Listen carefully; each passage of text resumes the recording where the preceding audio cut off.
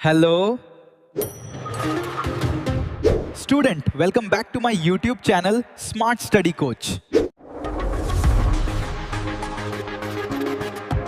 अब अगर पदार्थों के अनुसार हम लोग प्रतिरोधकता को देखते हैं, ठीक है, तो हम लोग जानेंगे कि विभिन्न पदार्थों की प्रतिरोधकता के बारे में, क्योंकि आप देखते हैं ये होता क्या उसको हम लोग समझेंगे। विभिन्न पदार्थें ऐसे होती हैं, जैसे आप लोग देखेंगे कि हर एक पदार्थ में हर एक पदार्थ के अलग-अलग आयन होते हैं, ठीक है। अलग-अलग आयन का मतलब ये यही बताया जा रहा है, क्योंकि आपको पता है इलेक्ट्रोड जो होते हैं, वो एनोड कैथोड के माध्यम से 2 ही आयनों को देखते हैं, ठीक है, कैथोड और एनोड यानी कि पॉजिटिव और नेगेटिव आयन को। लेकिन जो आपके विद्युत के प्रतिरोधकता के रूप में देखी जाती है, तो इसमें जो पदार्थ आते हैं, ये उनके इलेक्ट्रॉनिक विन्यास के अनुसार देखते हैं।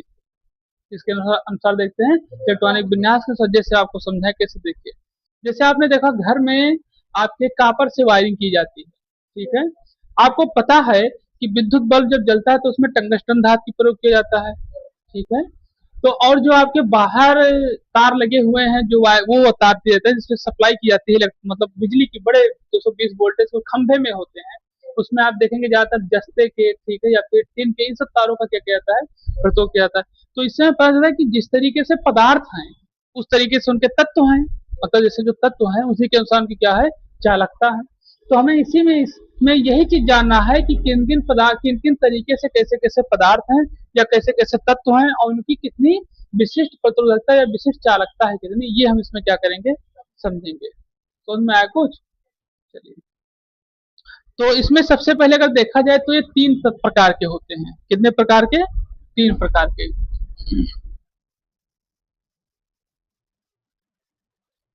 ठीक, 3 प्रकार के होते हैं, ठीक है।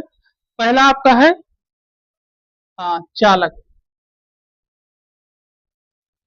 इसी में आपके चालक और अर्धचालक सभी इसी में आ जाते हैं, ठीक। चालक पदार्थ। तो ये चालक पदार्थ क्या होता है और इसमें कौन कौन से तत्व आते हैं, इन सब चीजों में क्या करेंगे, हम समझेंगे। तो पहले 2 लाइन इसमें लिख लीजिए चालक पदार्थ के बारे में। लिखिए, वह पदार्थ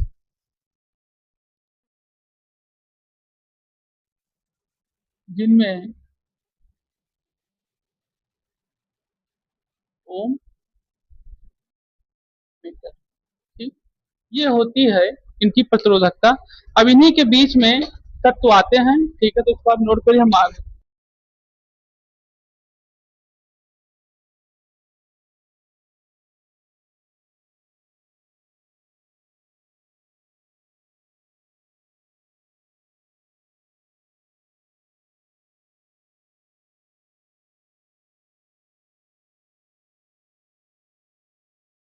तो यहाँ आपको बताया था चालक पदार्थ के बारे में। चालक पदार्थ क्या होते हैं, ठीक है, वे पदार्थ जिनमें विद्युत धारा क्या हो, सुगमता से या मतलब कि आसानी से प्रवाहित की जा सके बिना किसी प्रतिरोध के, ठीक है, बिना किसी प्रतिरोध के क्या की जा सके, एक तरीके से विद्युत धारा को प्रवाहित किया जा सके। अब इनकी जो बताया है कि जो इनकी प्रतिरोधकता होती है वो 10 की घात -8 से 10 की घात -6 ओम तक होती है, ठीक है। हम लोग जानेंगे चालक पदार्थ के बारे में, ठीक। ये तो है चालक पदार्थ के कुछ उदाहरण जानेंगे, समझिए। ये सारी एक तरीके से क्या है, चालक धातुओं के चालक पदार्थ के रूप में बताई जाती हैं। अब इनके बारे में कुछ हम लोग और समझेंगे। क्या समझेंगे? समझेंगे इनकी प्रतिरोधकता के बारे में, ठीक है। तो इनकी जो प्रतिरोधकता होती है 1.6 × 10⁻⁸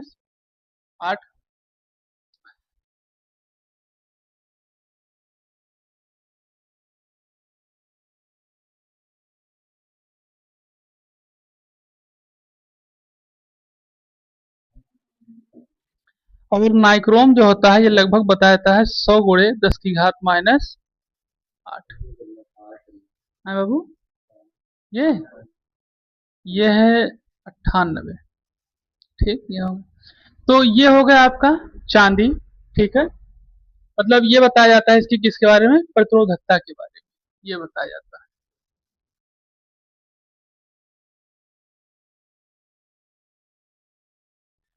ये अब इसका है, ये ये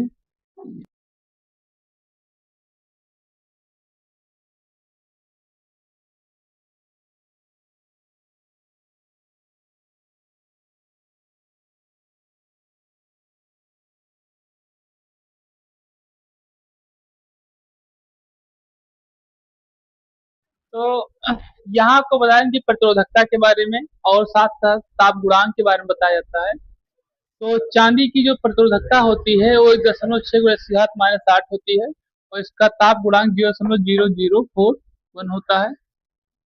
जो तांबा होता है उसकी प्रतिरोधकता 1.7 × 10⁻⁸ होती है और ताप गुणांक 0.0068 होता है। एल्युमिनियम 2.7 × 10⁻⁸ और ताप गुणांक 0.0045 होता है। टंगस्टन, और आप यहाँ देख सकते हैं जितने यहाँ पे धातु दिए गए इन सबका आप लोग कहीं ना कहीं एक तरीके से आवेश के अनुसार लोग प्रयोग करते हैं। जैसे आपने देखा होगा कौन कौन से, आप तांबे को देखे होंगे, तांबा, ठीक है, फिर टंगस्टन को देखे होंगे, एल्युमिनियम, मतलब देखे सब होंगे, लेकिन धारा को पारित करते हुए इन सब चीजों को आपने देखा होगा। लेकिन इसको भी कहीं कहीं देखे होंगे धारा को पारित करते हुए। जैसे आप मान लीजिए किसी को भी करंट लग जाए और उसे सरिया से छुड़ाने जाओ तो एक तरीके जल्दी छूट जाएगा, ठीक। तो ये चीजें इसमें बताई जाती है, ठीक। और यहाँ पर फिर आपका प्लेटिनम है। आपको बता दें कि सोने से भी ज्यादा महंगा प्लेटिनम धातु है। फिर ये होता है आपका पारा, जो कि आपने कल देखा ही कैसा होता है, ठीक है। और फिर आपका नाइक्रोम, नाइक्रोम जानते हैं कहाँ प्रयोग किया जाता है। जैसे टंगस्टन कहाँ प्रयोग किया जाता है, नाइक्रोम हीटर में, प्रेस में, ठीक। इसमें क्या कहता है, इसको प्रयोग किया जाता है। चलो अगला लिखो, अर्धचालक पदार्थ।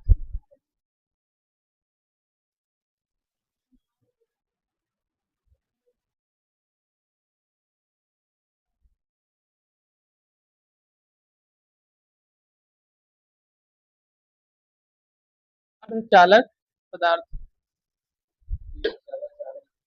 है। तो यहाँ बताया जाए अर्धचालक पदार्थ के बारे में क्या बताया, इसको हम लोग क्या करेंगे, समझेंगे बहुत अच्छी तरीके से। देखिए इसमें बताया जाता है अर्धचालक पदार्थ में क्या, कि ये वह पदार्थ होते हैं जिनमें एक तरीके से प्रतिरोधकता कहीं ना कहीं कार्य करती है। कार्य करने मतलब क्या, कि जो एक तरीके से इलेक्ट्रॉन को रोकने का कार्य करे, प्रतिरोध लगाए, ठीक है। तो इस तरीके से अर्धचालक को बताया जाता है, ठीक। तो इसके डिफिनेशन से हमें ज्यादा समझ में आएगा कैसे कार्य करता है। लिखिए, वह पदार्थ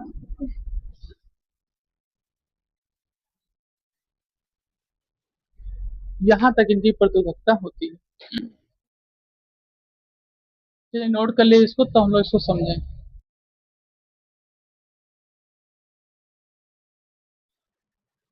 तो यहाँ क्या बताया, इसको हम समझेंगे। बताया था वह पदार्थ जिनकी प्रतिरोधकता चालक पदार्थों से, किससे, चालक पदार्थों से। चालक पदार्थ अभी आपको बताया गया था, ठीक है, कि जो कि 10⁻⁸ से 10⁻⁶ ओम मीटर होती है। चालक पदार्थों से अधिक, चालक पदार्थों से अधिक, ठीक है, परंतु विद्युत रोधी पदार्थों से क्या होती है, कम होती है।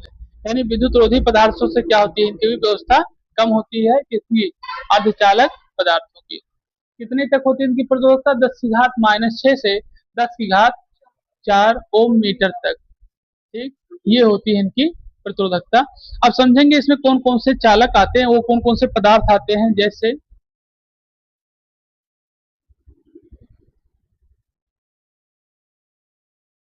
सिलिकॉन, ठीक।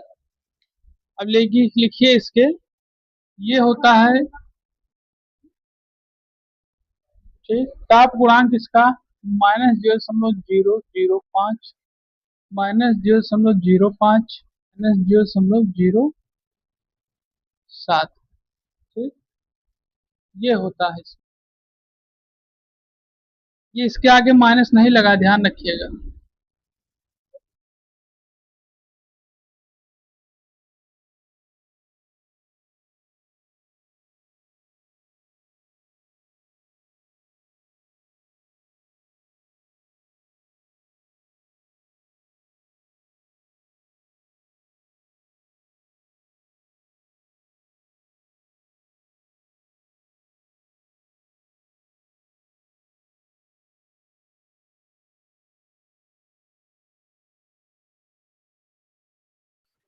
चलो, तो यहाँ बताया था प्रतिरोधकता के बारे में। इसकी प्रतिरोधकता होती है -6 से 10⁻⁴ ओम मीटर के रूप में। और कार्बन जो होता है, इस तरीके से क्या होता है, यहाँ जो दिया गया है क्या, अर्धचालक के पदार्थ जो दिए, आपका कार्बन है, जर्मेनियम है और सिलिकॉन है, ठीक है। तो कार्बन की जो एक तरीके से अर्धचालक के पदार्थ होते हैं 3.5 होता है, जर्मेनियम का 0.46 होता है और सिलिकॉन का 2300 होता है, ठीक है। और जो इनका ताप गुणांक होता है -0.005, -0.05 होता है, ठीक। ये हो गया इनका ताप गुणांक, ये हो गई इनकी चालक प्रतिरोधकता और ये हो गए पदार्थ आपके, ठीक। ये इस तरीके से क्या किए जाते हैं, प्रयोग किए जाते हैं। ये भी एक तत्व है। हेडिंग डालिए अगला, विद्युत रोधी पदार्थ तीसरा। तुम लोग इतना सब पूछते रहते हो, हम भी 4 से 10 की घात 16 ओम मीटर तक होती है इनकी प्रतिरोधकता।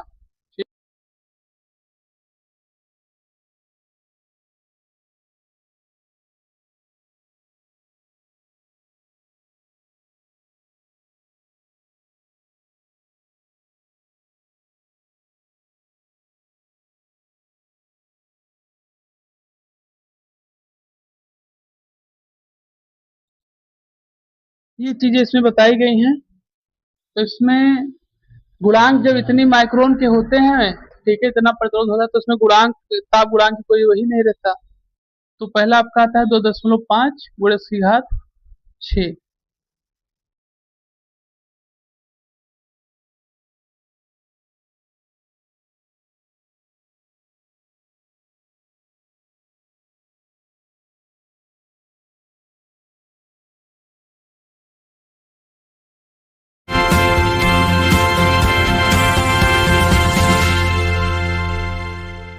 चैनल को लाइक करें, शेयर करें, सब्सक्राइब करें, कमेंट करें और फॉलो करें।